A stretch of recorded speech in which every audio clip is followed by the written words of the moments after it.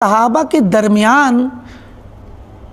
گرچہ وہ ایک درجے میں ہے شرف صحابیت کے، لیکن اس درجے میں بھی تفاضل ہے، آپس میں فضیلت ہے، افضل ان کے بعد درجات ہیں، فضیلت کے درجات ہیں، کیونکہ ظاہر ہے کہ یہ درجات کئی اعتبار سے ہیں، سبقت کے اعتبار سے بھی ہیں کہ دین اسلام کی طرف سبقت لے جانے میں سب سے پہل جنہوں نے کی، یہ بھی پہل والے بھی سب درجات ہیں، پہل کرنے والے، اور دوسرے قربانیوں کے جذبات ان کے درجات ہیں، قربانیاں کس نے دیں، ایمان کی اصل سچائی اور حقیقت اور اس کی حرارت، ایمان کی حرارت کس کے دل میں کتنی زیادہ ہے، جذبہ ایمانی کس کا کتنا زیادہ مضبوط ہے، اللہ کے نبی صلی اللہ علیہ وسلم سے محبت اور اللہ کے نبی کی پیروی کا جذبہ کس کے پاس زیادہ ہے، دین اسلام کی خدمت کرنے کا جذبہ کس کے پاس زیادہ ہے۔ بہت سارے اعتبارات ہیں جن اعتبارات سے صحابہ میں تفاضل کیا گیا ہے، اور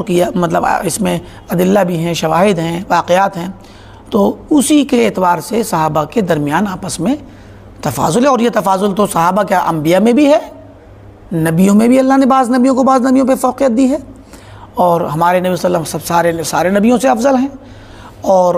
اس کے بعد بھی نبیوں کے درجات آپس میں ہیں۔ ان کے علاوہ قرآن کریم کی آیات، اللہ کا جو کلام ہے، پورا قرآن اللہ کا کلام ہے، اور کلام ہونے کے اعتبار سے پورا کا پورا کلام برابر درجے میں ہے بحیثیت صفت، لیکن قرآن کی بعض آیتیں بعض دوسری آیتوں پر، بعض صورتیں بعض دوسری صورتوں پر افضل ہیں، تو یہ تفاضل اللہ تعالیٰ نے ہر جگہ رکھا ہے، فرشتوں میں بھی تفاضل رکھا ہے، انسانوں میں بھی تفاضل رکھا ہے، تو اس اعتبار سے تفاضل کا ہونا صحابہ کے درمیان کوئی یہ تعجب کی چیز نہیں۔ فرمایا وَيَشْهَدُونَ اہل الحدیث اس بات کی گواہی دیتے ہیں، وَيَعْتَقِدُونَ اور اعتقاد رکھتے ہیں، کس بات کا؟ أَنَّ أَفْضَلَ أَصْحَابِ رسول اللہ صلی اللہ علیہ وآلہ وسلم، کہ اللہ کے نبی صلی اللہ علیہ وسلم کے صحابہ میں سب سے افضل کون ہے؟ ابو بکر، سب سے افضل ابو بکر ہیں، ثم عمر، پھر عمر بن خطاب رضی اللہ عنہ، ثم عثمان، پھر عثمان بن عفان، عثمان غنی رضی اللہ عنہ، ثم علی، پھر علی بن ابی طالب رضی اللہ عنہم جمیعاً۔ تو گویا یہ اہل الحدیث اور اہل سنت والجماعت کا عقیدہ اور ان کا منہج ہے کہ صحابہ میں سب سے افضل ابو بکر ہیں، تو گویا اول نمبر پہ سب سے ٹاپ پر فضیلت کے سب سے اعلیٰ مقام پر حضرت ابو بکر صدیق رضی اللہ تعالی عنہ ہیں۔ ان کے بعد دوسرا درجہ نیچے کو آئیں گے درجات میں، تو حضرت عمر بن خطاب رضی اللہ تعالیٰ عنہ امیر المومنین کا ہے، حضرت عمر کے بعد عثمان غنی رضی اللہ عنہ کا درجہ ہے فضیلت میں اور شرف اور مقام میں، اور عثمان غنی کے بعد علی بن ابی طالب رضی اللہ تعالیٰ عنہ کا ہے۔ اس پر اہل سنت والجماعت کا اجماع ہے، اتفاق ہے، جتنے بھی سنی مسلمان ہیں پوری دنیا میں سارے سنی مسلمانوں کا اس پر اتفاق اور اجماع ہے کہ ترتیب صحابہ کی یہی ہے۔ شروع زمانے میں جب صحابہ کا زمانہ تھا، جس وقت صحابہ کے اواخر میں اس زمانے میں جب حضرت علی رضی اللہ عنہ کا دور آیا، اور ان کے صحابہ کے اواخر میں اور تابعین وغیرہ کے شروع کے دور میں بعض سلف علی اور عثمان رضی اللہ عنہ کے سلسلے میں بعض لوگوں کے یہاں اختلاف تھا۔ بعض لوگ حضرت علی رضی اللہ عنہ کو افضل سمجھتے تھے، اور حضرت عثمان کو مفضول، یعنی علی کو تیسرے نمبر پہ اور عثمان کو چوتھے نمبر پہ رکھتے تھے۔ یہ بعض سلف کے یہاں بھی تھا، اور یہ اسی مسئلے سے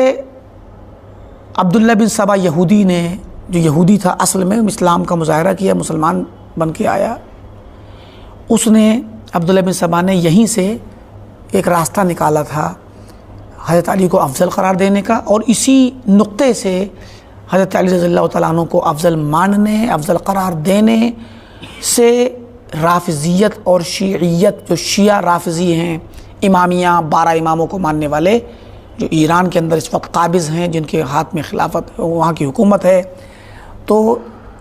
یہ جو رافضی امامی شیعہ ہیں ان لوگوں کا اصل اختلاف ابتدائی شکل میں یہ تھا۔ تشیع کا لفظ اس وقت شروع زمانے میں جو بالکل شروع میں جو استعمال ہوا وہ ابتدائی طور پہ علی رضی اللہ تعالیٰ عنہ کو حضرت عثمان پر افضلیت دینے کا، فوقیت دینے کا مسئلہ شروع ہوا تھا۔ پھر دھیرے دھیرے اسی میں غلو ہونا شروع ہوا، اس میں دھیرے دھیرے لوگوں نے افراط اور تفریط سے کام لینا شروع کیا۔ پھر دھیرے دھیرے تو جو سلف تھے ان کے یہاں صرف محض اتنا تھا کہ وہ ترتیب میں، فضیلت میں، بھئی دیکھیے جو مطلب صاحب علم ہو، صاحب بصیرت ہو، صاحب مقام و مرتبہ ہو، اور خاص کر معاصر لوگ ہوں ایک درجے کے، ایک ہی زمانے کے، تو ایک ہی زمانے کے لوگ کبھی کبھار ایک دوسرے کی فضیلت میں کسی خاص نقطۂ نظر سے کوئی کسی کو افضل قرار دے سکتا ہے، لیکن اس کے باوجود سلف کی اکثریت، بلکہ بعض جگہوں پہ تو اتفاق پہلے سے تھا کہ حضرت عثمان افضل ہے۔